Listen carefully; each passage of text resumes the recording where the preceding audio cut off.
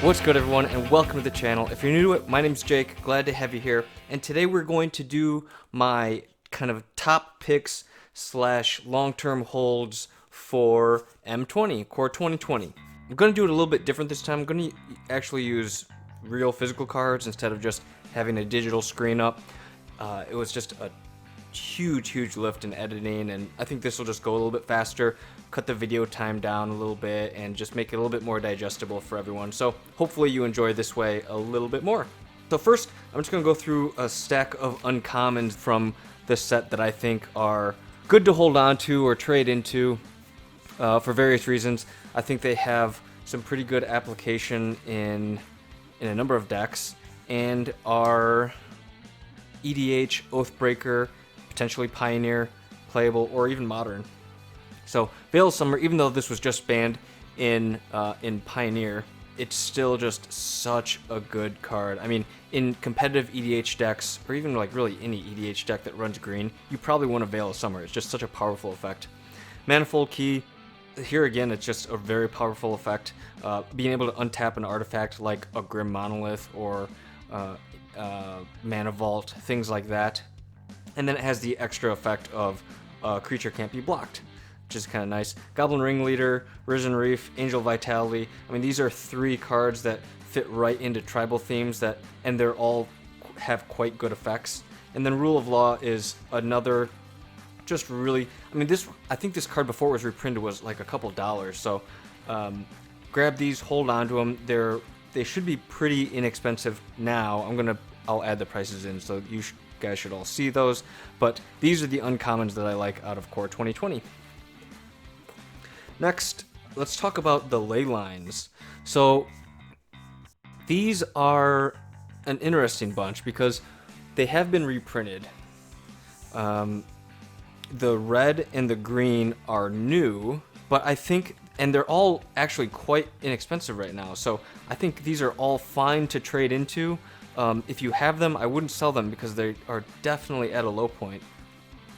They might have a little more room to go even further lower, but as formats like Pioneer expand, we could see Leyline of the Void, Leyline of Sanctity really go, and Abundance for that matter, or is Abundance banned now? I don't remember. I think Abundance is actually banned now, but at least Void and Sanctity, we could see their applications going up. As the demand for those cards go up, then of course so does the price, especially as Core 2020 kind of rounds out its life, and it happens pretty quickly with core sets.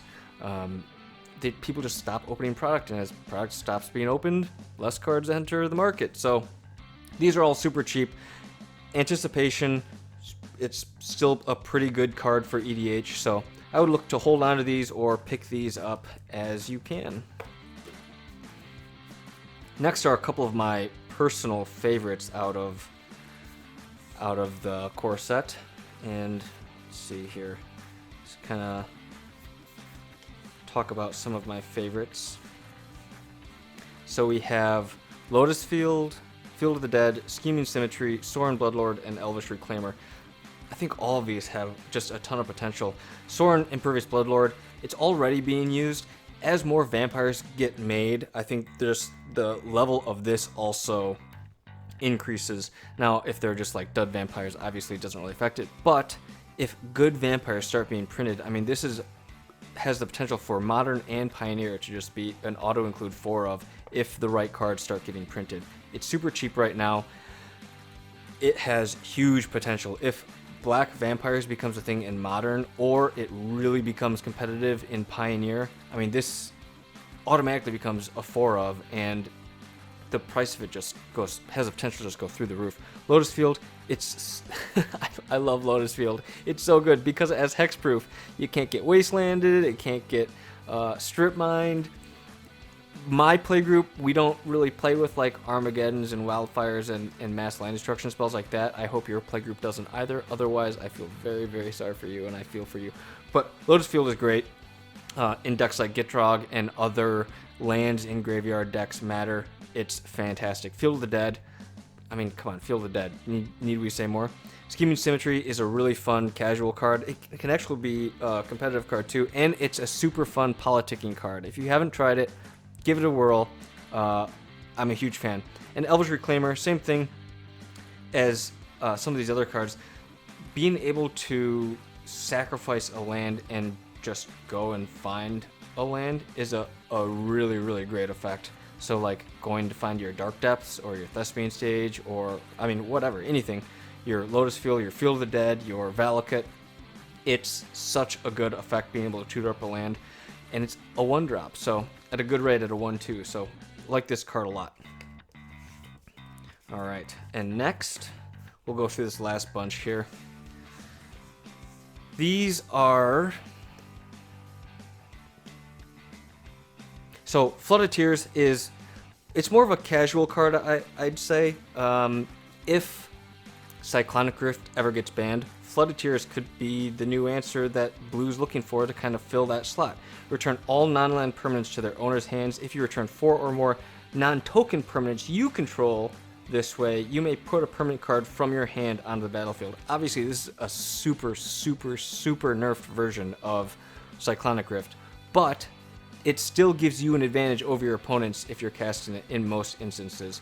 Now it's a sorcery, so it makes it even worse, but it's also kind of just like a budget option for Cyclonic Rift, right? Cyclonic Rift is super expensive right now, so I like Flood of Tears. Shared Summons, 5 mana seems like a lot, but if you're in green in Commander, 5 mana is not... I mean, you can do that on like turn 3 pretty easily, maybe even turn 2 in some decks. But being able to search your library for 2 creature cards and then put them into your hand, I mean, that's amazing. That's such a good effect. Golos, great commander, and when we were just talking about things like Field of the Dead, I mean, that deck was just did amazing things, and it was completely nerfed out. So I don't know, I like Golos as a potential 5-color commander. Mystic Forge, modern application, possibly Pioneer application down the road. It could be good in certain commander decks, and it's super cheap right now, so I think it has a lot of potential. And Starfield Mystic, auto-include in all Commander Enchantress decks. Again, super cheap. Look to pick these up or hold them as Core 2020 reaches its bottoming point.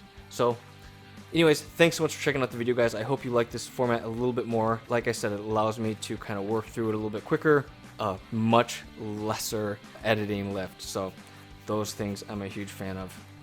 And here they are, guys. These are my top picks for Core Set 2020.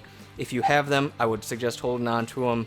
Just throw them in a box. Forget about them, or keep using them, whichever. But I think that these are the cards that I like the most, that I think have the potential of paying off in the long term. So, thanks again for checking out the video. If you like this one, chances are you like my other ones. So make sure you check those out. And then, of course, your support means the world to me. So leaving a comment, liking, sharing, subscribing, all that stuff. You guys know the drill. Thank you so much in advance. And until the next one, my friends, I will see you later. Take care of yourselves. Have a fantastic day. And bye-bye.